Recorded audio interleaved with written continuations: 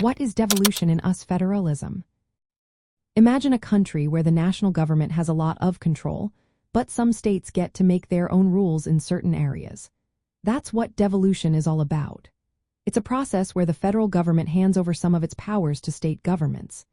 This can happen through laws or policies, not through the Constitution itself. So, unlike the constitutionally protected powers that states have, devolution powers can be taken back or changed more easily. In the United States, federalism is the system that divides power between the national government and the states. Both levels have their own areas of authority that are protected by the Constitution. But devolution adds a twist.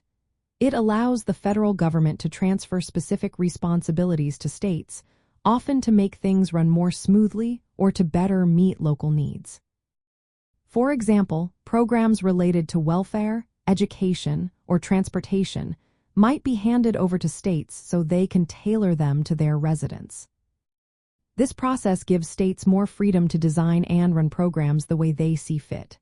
They can set their own rules, collect certain taxes, and manage resources that were once controlled federally.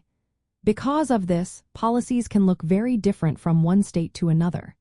For instance, states might have different rules for health care or education because of devolution.